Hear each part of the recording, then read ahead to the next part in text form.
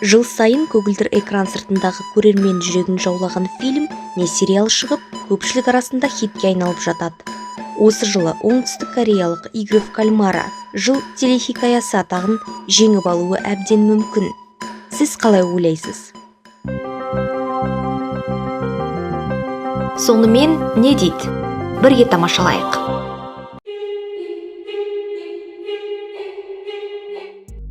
Бұл қомақты қаржы үшін өлім қаупі бар ойынға қатысатын адамдар жайлы телехикая. Дорама туралы әртүрлі пікірлер туындады. Туынды 90 елде стримингтік платформалар арасында көш бастады. Қалың көрермен көңілінен шыққан сериалды ұнатпағандар да табылды. Негізгі сюжет қаржыдан қатты қиналған адам қандай күйге түсуі мүмкін деген сұрақ жауабына негізделген. Автор ақша үшін адам қандай құрбандыққа бара алады деген идеяны жеткізгісі келген сыңайлы.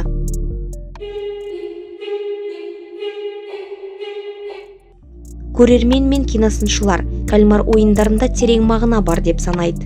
Фильмдегі назар аудартатын сәт адамдар ойынның қауіпті екенін біле тұра ерікті түрде оған қайтып оралады.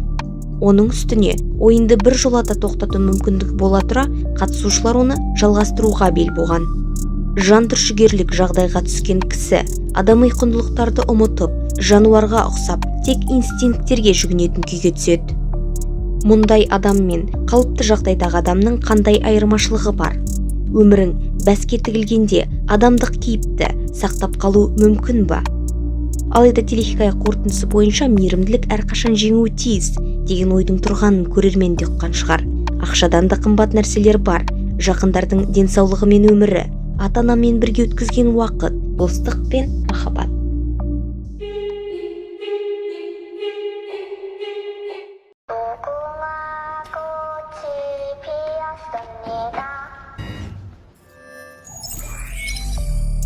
Бірінші бөлімдегі көрермен көзайымына айналған адам өлтіретін қорқынышты қуыршақ шынайы өмірде де бар екен. Шын мәнінде бұл қуыршақ Джинчхон елді мекеніне тиесілі. Ол Мече Ланд ат арбалары мұражайының кіреберісінде орнатылған. Туындының режиссері мен сценарий авторы бір адам, Хван Дон Хёк. Ол фильм идеясы 2009 жылы пайда болғанын айтқан. Алайда 10 жылға жуық оны жүзеге асыра алмаған екен. Себебі көбі бұл телехикаяны бір түрлі деп бағалап, оны түсіру мүмкін емес деп бетін қайтарып отырған. Ойындағы басты кейіпкерлер өз өлімдеріне өздері себепкер. Ойындағы кейіпкерлер шынайы өмірде немен бетпе-бет келсе, неге лайықты болса, ойында да соған кезігеді. Бәрінің жүрегін елжіреткен Алидің өлімін алып қарасақ, ол Санву оның тастарын ұрлап кеткен үшін мерт болған. Ал оған дейін Али басшысының қомақты қаржысын ұрлап әкеткен. Бұл жерден қандай байланыс көреміз? Ал енді Санвудың өзіне келер болсақ, ол бастапқыда ваннада өзін атып өлтірмекші болған. Хикая соңында да суицид жасайды. Жұмбақ қыз Сөбекке келсек, оны бауыздап өлтіреді, ал осыған дейін қарақшы қыз дұшпанын осындай тәсілмен бопсалаған.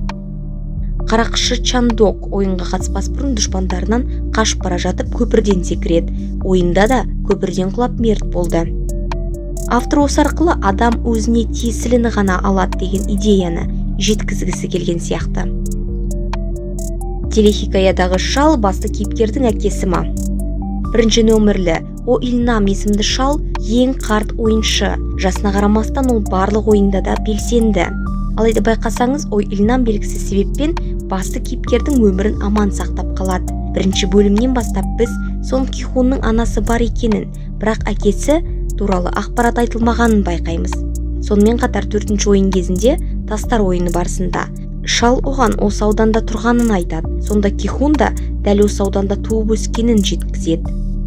Бұл кездейсоқтық па?